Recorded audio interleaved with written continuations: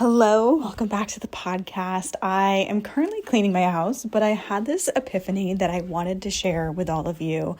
Not quite epiphany, but a reminder that I want to share with you. So if you hear some cleaning in the background, consider this your free ASMR. I personally don't like ASMR videos. They kind of skeeve me out a bit, but if you're into it, here you go. You're welcome.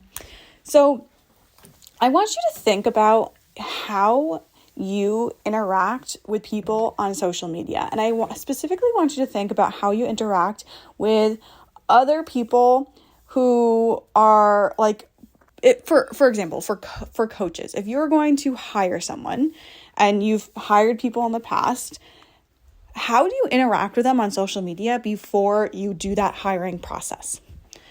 Because I know for me, I am not usually looking at people's posts or liking them or saving them or even like commenting is next level. I barely do that on someone who I'm like courting as a potential coach or mentor, right? Same for like, I just hired a photographer and I scrolled through her photos. I found her on the Explore page. She was in my area. Her vibe was so cool. I took a look at her photos and was like, yep. This is it. She's the one for me. I cannot wait. I feel so activated, so excited to work with her. I didn't like anything. I didn't comment on anything. I didn't really do anything, but I sent her a DM and I said, hey, I'm interested in working with you. The same goes for when I am courting, aka thinking about hiring a mentor or thinking about hiring a new virtual assistant, right? Like I don't usually comment and like their stuff and save their stuff unless I'm like seriously considering buying from them. Same with like emails. I don't read people's emails unless it's out of curiosity of what they're saying, unless I'm seriously considering signing up with them, right? So now I want you to start thinking beyond the number of views you're getting, beyond the number of followers you have, beyond, the metrics, because oftentimes we're like, oh, I only got 10 likes. But those 10 likes, depending on the person's behavior when it comes to social media, can mean a lot, right? Like that might be a huge step for them to like one of your posts. It means they're interested in you. It means they are seriously considering being in your world. They like your vibe. They want to learn more about you. They like being around you. And even if they're not ready to like I said, I found the photographer. I instantly knew this was going to be a vibe. I was so excited about working with her and I instantly DM'd her. Even though not everyone buys that way, you're still on that person. Like you as a client, right? Like you as a potential client is still thinking about that person. That person's on your radar, right? And you're kind of like keeping tabs with them because you want to know when their next program is, what their next program is going to be, what their next client testimonial is going to be, how they helped a client get X, Y, and Z, how they could potentially help you, how you can be activated by them. And sure, sometimes you might be viewing content and you're kind of like you're sucked into the comparison. You're like, oh, I'm viewing this person's content because I need inspiration and I want to like copy that person. And that's different. That's not what we're talking about here.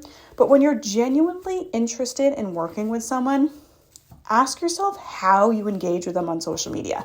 And then I want you to start thinking about your own engagement that you're receiving on your social media posts, right? Like, have you ever thought, oh, so-and-so is posting too many times? No.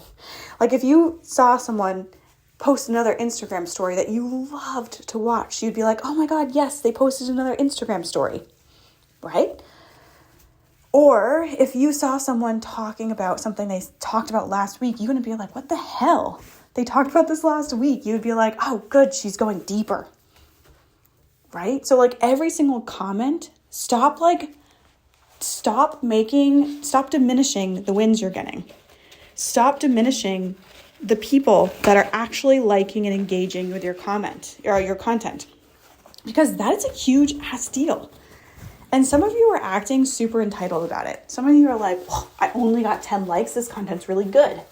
But you're completely ignoring the 10 people who are actually probably very close to buying from you. And it's up to you to keep showing up. It's up to you to keep posting, up to you to actually build connections with those people and make them feel heard. Make sure your messaging is on point so that it actually lands with them. It's up to you to create offers that they actually need and want besides what you think they need and want, right? Like, how many times have you actually taken something out of the DMs or out of a comment that you've gotten and you've created an offer around it?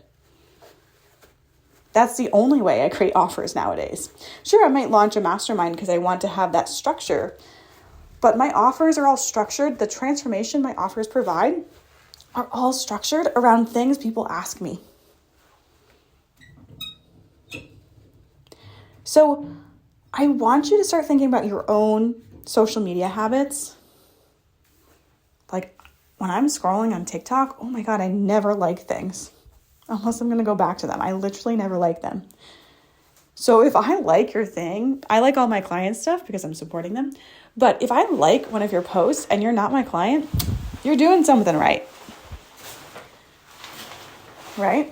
So yeah, shift that around to your own audience. When they engage with you, like that is precious. You don't need to go out and have a viral video. The people who are already in your audience, they're just waiting for you to start talking to them. They're just waiting for you to start treating them like they're the main character. Right? Because we are the guide here. We're Gandalf helping them along their journey. We're Dumbledore, like making moves that Harry doesn't even know about, but they're all in his best interest, even though we might not agree with them. We're like the cereal. If you read ACOTAR, Court of Thorns and Roses by Sarah J. Maas, we're like the cereal who meets Feyre in the woods, and he's like, okay, here's the deal. Here's what you got to do to make some moves in your life, right? So like we get to be that character in the story of our of our audience's movie. And once we start owning that responsibility of being a guide, it's no longer like, how can I prove myself in my content? How can I make sure my audience knows I'm an expert? Instead, you're like, I am the motherfucking expert. I know what I'm talking about. I am going to continue to show up because my main character is out there and they need my support. They need me to post the right thing so that they, stop doing whatever that's hindering their success. They need me to inspire them and to tell stories about how it's possible for them. Not that it's just possible for me, but how it's possible for them. Not just how it's possible for my clients, but how it's possible for that person. Because the number one thing that's standing in the way of you signing more clients is the fact that your audience needs to believe in themselves. So how are you showing up? How are you treating your audience like they are the main freaking character? Not like, oh, I only got 10 likes. Oh, I only have 300 followers. Oh, I never go viral. That algorithm hates me. Like that is entitlement. Right? Like I made $2,500 in a day on TikTok with videos that get less than 300 views. Because I show up and I serve my audience. I show up like there's someone in my audience right now who's on the verge of buying. They literally have my sales page open on all the tabs on their computer, and they're just waiting for me to post the right thing. So I show up in that energy of like, oh, it's just a matter of time. It's just a matter of what I post. How can I really get into their vibe, get into their situation right now, and create something that's going to really call them in and empower them to buy? It's never like, how can I create something that's going to make me go viral? It's like, how can I create something that's really going to activate the shit out of my audience and make them go, oh, now's the time. I got to invest. So this just came to me. I get the best ideas when I'm cleaning. And I hope you really enjoyed this little nugget of inspiration because it was so good. And I'm probably going to turn this into a post. But let's start shifting our thoughts of how we view these vanity metrics, right? Because there are literally 10 people liking your posts, 10 of the same people watching your stories. Don't even get me started in stories. I never watch people's stories unless you're my friend, unless you are my coach or someone I really, really aspire, that's not the right word. So admire, there we go. Someone I really, really admire, let alone, oh my God, I never like their stories, right? Unless it resonates with me. So start going through the current data you have in your audience from your social media. Are people liking your posts? Are people saving your posts? Even if it's 2 people, that's still amazing. The snowball starts off really freaking small before it starts to roll down the hill while it builds momentum and gets bigger and bigger and bigger. But it's up to you to start celebrating that you even got the tiny little ball to begin with, that the snow is sticky enough to make the ball. Because sometimes you get snow that's just shit. It's super powdery, it's super dry, and you can't build a snowball with that. But when the conditions are right? Like you got that first little bit that you can squish together, and then you start rolling it, and it rolls, and it builds, and it builds, and it builds, and it builds, and boom, it's huge. And it starts off slow, but then it gets faster and faster and faster.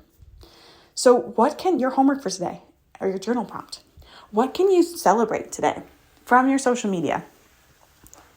Do you see repeat people liking your posts, watching your stories, opening your emails? Do you see repeat people supporting you on TikTok and on Instagram? Because it's time to celebrate the shit out of this. Because they are so close. The ball is now in your court. It's time for you to pass the ball and invite them in. You got this. Go sign those clients, babes.